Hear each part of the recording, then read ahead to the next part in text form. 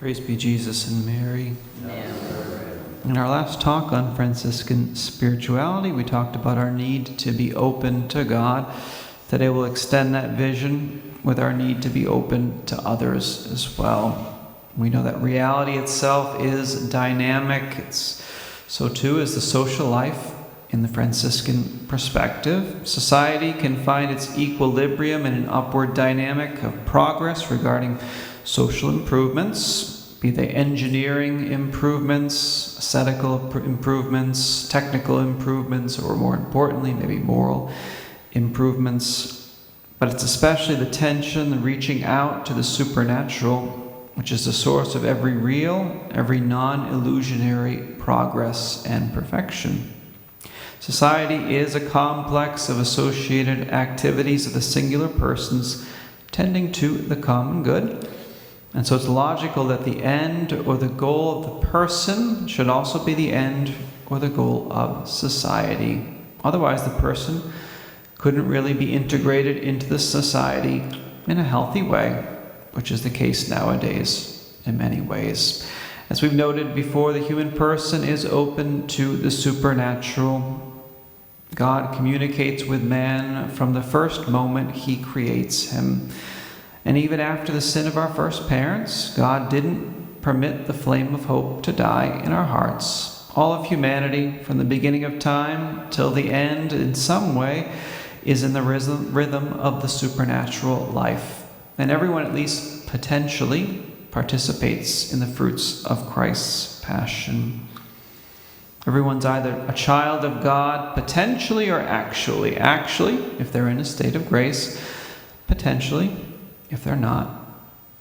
Those who, through their own fault, voluntarily reject the supernatural don't remain only in a natural state of existence, as they would like to believe.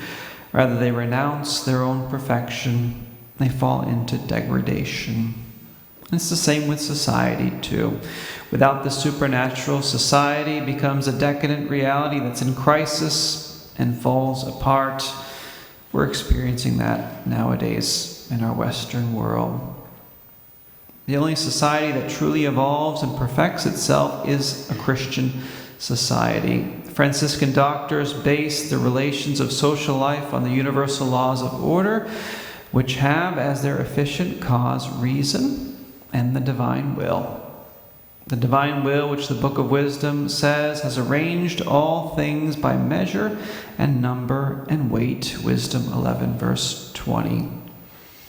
God, therefore, is the first principle of order, and he realized his work in a perfect harmony, in conformity to the eternal ideas of his wisdom, according to the design of his divine will.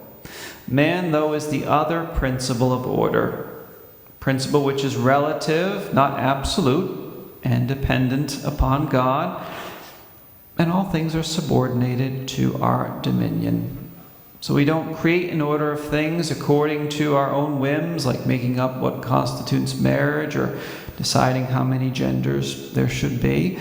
No, there's an order that already exists in how things relate to each other and in how they relate to God, who is their final cause.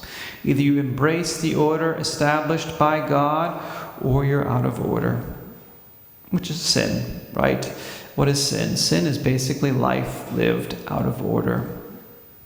Man, in whom is gifted the light of intelligence illuminated by God, is called to grasp the relationships between things in the sensible world and refer them to the exemplar cause, refer them to the Lord. In governing things according to the order established by God, we make social and moral order come about around us. So we have two choices, either order or chaos. When we live according to the order that God establishes, our relationships with others can open and flourish. When we turn from God and choose chaos, our relationships with others reflect that in their fragmentation and their hostility.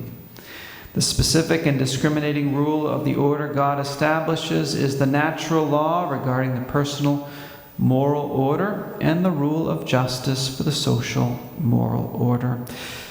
Elevated by grace and the new law of Christ, the ordering of society and our relations with others can reach truly high degrees of charity if we're willing to cooperate with God and embrace reality as He created it and designed it to be lived. So let's ask Our Lady today for the grace to actually be able to do that.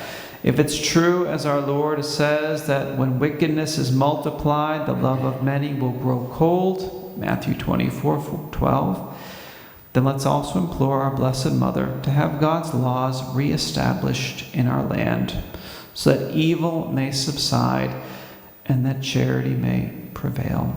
Praised be Jesus and Mary, now and forever.